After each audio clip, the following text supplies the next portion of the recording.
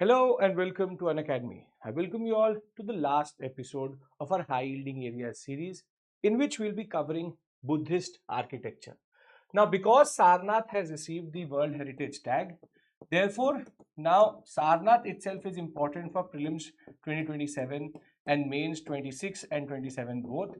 But Buddhist architecture is generally important, is now in focus more than what it was previously. Now, do understand one thing, that we have already done Buddhism, Jainism, temple architecture, and 4 separate episodes on the national movement. Today, we are going to close this series, which has run through this month itself, through Buddhist architecture, the major manifestations of it. Now, before we begin, remember that our 16,999 plus 12 months plus free extension offer is going to end tomorrow. Therefore, you have to use the code IAS English to be tagged to our team and also unlock this price and extension. Therefore, important time to join our team, and I would say that this price may not ever come back. Price hike has already been announced. Now, when we talk about Buddhist architecture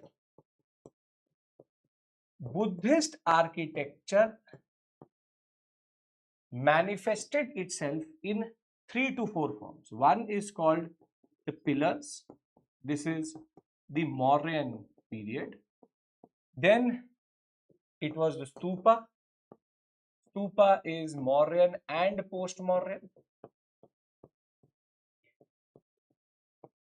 We also have another manifestation, which is the caves, which is the natural plus artificial caves which are created, Ajanta being a very important example of it. And we also have what is called as universities, which came up later. This is early medieval period, and Palas are very important along with the Guptas. Caves are Satvahana onwards. They are very, very important. We'll discuss the structure of each. Now, when we talk about the Mauryan pillars per se,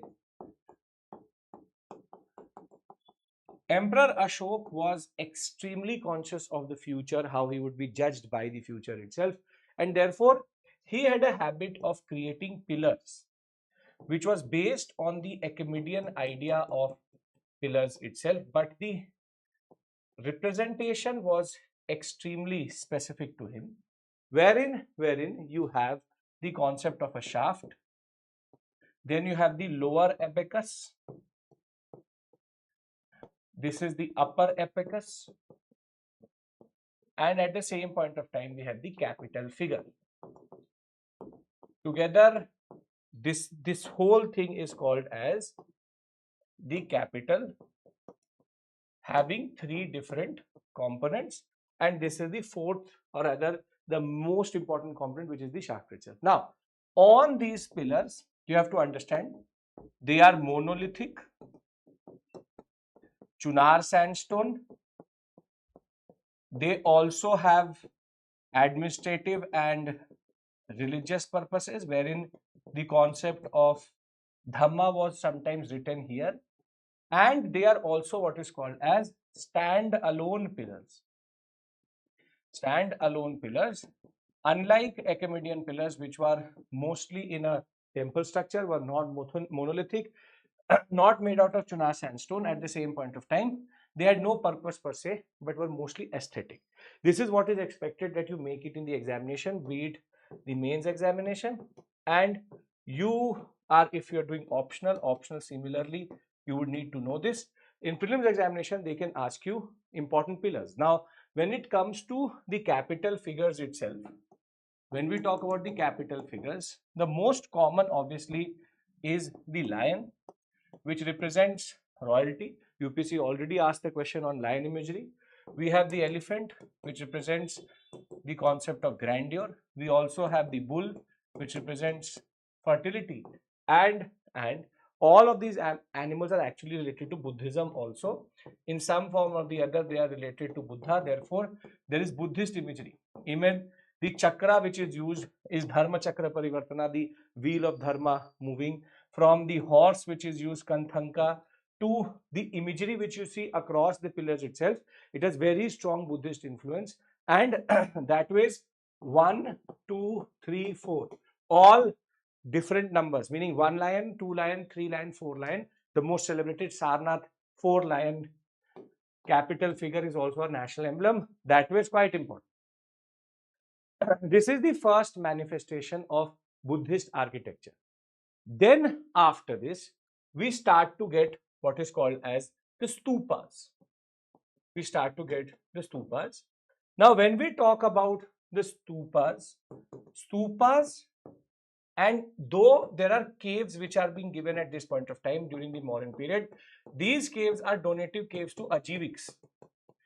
And Buddhist caves will come later. Barabar and Nagarjuna Hill complex is the example for that. But when we talk about the stupas, stupa concept is not specific to Buddhism. It is there in Vedic Brahmanism also, in Jainism also. But the architecture we associate with it and the way it is made, we somehow and we generally believe that that is Buddhist in orientation. Now, let's talk about stupa structure. I am making this by hand because if you're a mains candidate and if you are preparing for UPSC, you should be able to make this. Now, the first component of a stupa is obviously the torana, which is the entry gate. This is where mostly you get the carvings, the Jatak stories are given. This is where the purpose other than pilgrimage is there, which is to basically tell the story of Buddha and therefore spread Buddhism. Then in most cases, stupas had a boundary wall, and these boundary walls had vertical and horizontal pillars. The vertical pillar is called Vedika. The horizontal pillar is called as Suchi. Important, 1, 2, 3. Then when we come to the main structure itself, then you have the Medhi, the Anda, the Harmika, Yashti and Chhatra, which is you have the main base, which is called the Medhi, then you have the Anda, then you have the Harmika. This whole thing is also sometimes called Chhatra, but this is the central pillar is called Yashti. This is called as Chhatra, but you can call the whole thing also as Chhatra. Then you have stairs going up to this Anda itself, where mostly the relics were kept.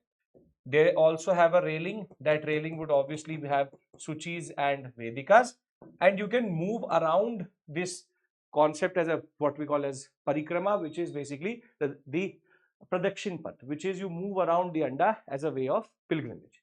So when we talk about the major components of the stupa, we basically get these 8 components which you generally can't ignore. If you know more, very good, but this is an important set of what we call as legends, and also the figure is very important for you.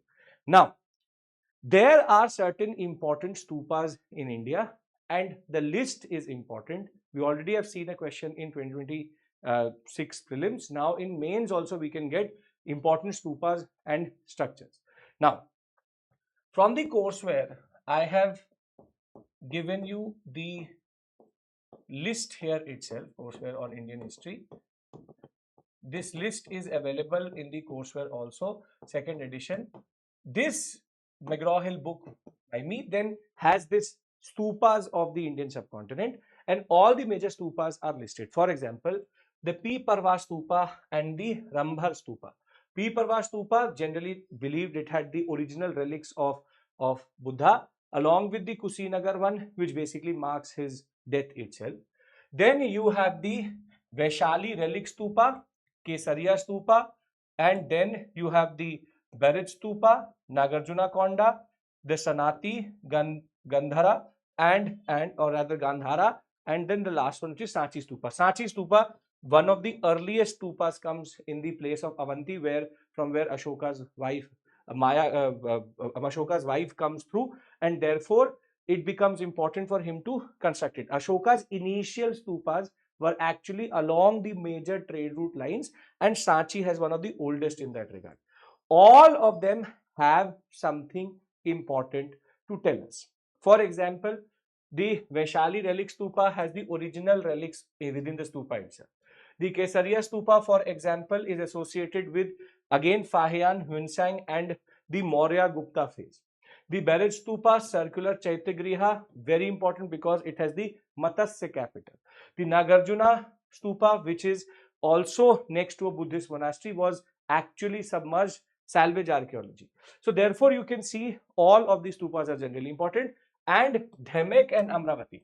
Dhemek stupa now is very important because this is in Sarnath, and Sarnath stupa, Dhemek stupa is one of the reasons why it has got UNESCO World Heritage Tag. Very important, generally first sermon of Buddha given at Sarnath itself, Dharmachakra Parivartana. It is also a semi-cylindrical stupa. It does not have a structure looking like a standard stupa. It's an exception stupa also. It has a cylindrical anda, which basically is not hemispherical. So it has a cylindrical because it represents the Dharma Chakra. So therefore, this list is extremely important for you so that you don't forget any of this. We already got a question on Amaravati Stupa on how big it is, what is the representation. We already have this. But all of these stupas now become relevant for the examination. So we have stupa representation, we have pillar representation. Now the next type of representation which we have in Buddhism is obviously caves, Buddhist caves. The best example of this is, for example, Ajanta. In Ajanta we find two types of caves, which is called as a Chaitya and the other one is called a Vihara. Now Chaitya is basically a shrine, is a place where pilgrimage happens. It is a place where monks sit and actually do dhyana or meditate. Now, in Chaitya, you can have a stupa inside a Chaitya. You can have a stupa with an image of Buddha, therefore making it Hinayanic or Mahayanic. And a Chaitya could be attached, could not be attached to a Vihara, which is basically the residential complex or what is called as the monastic establishment where basically the Buddhist monks sleep. The word Vihara then gives the word Bihar in that regard, and Vihara is basically the sleeping quarters or the monastery or the place where they stay. So they stay here and they worship here. Therefore, Chaitya, Vihara, again two words directly come is from the previous year paper. We have seen a question on what is the difference between Chaitya and Vihara. Ajanta, very important caves, all Buddhist caves, very important. Bagh caves, equally important. We have the Karle caves. So the list of the caves is not per se very important, but what is important is the representation. For example, we got a question out of Bagh caves, the Halilasya painting.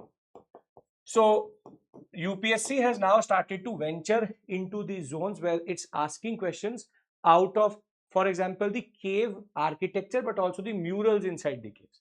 But Ajanta Caves is something which you cannot ignore. Bagh already came in the examination. Karle known for its vaulted roof in that regard.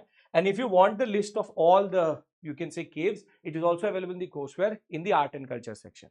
So when we talk about architecture of Buddhism, we have first major three expressions from Maurya to the Gupta period in the form of stupa, in the form of cave, and in the form of pillars. Mauryan, post-Mauryan, Gupta. But we also start to later get what is called as the important universities where Buddhist learning was happening. Obviously, three have to be discussed. One is Nalanda, developed during the Gupta period, Kumar Gupta. Then we have Vikramashila,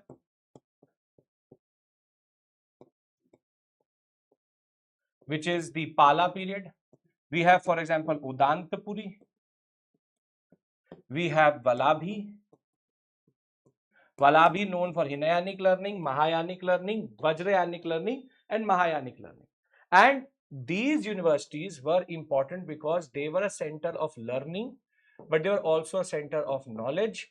And most of these Chinese travelers, be it Fahian, be it Hunsang, or be it Itzing, they were coming to India in order to actually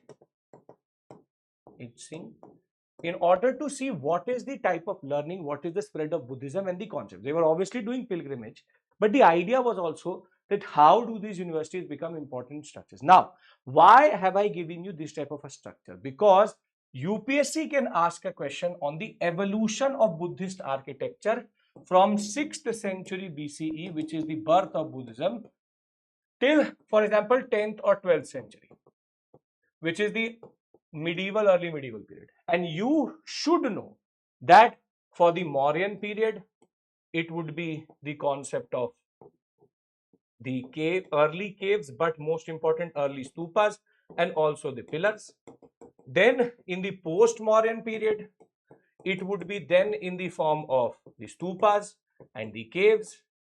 At the same point of time, Gupta and later Gupta period, we have the universities, and we also have the what we call as universities, and at the same point of time we have the caves which were developing. Gupta, we have the Vakatakas, Harisena, very important personality who established the Ajanta Caves properly. Now during this period, this is only the architecture.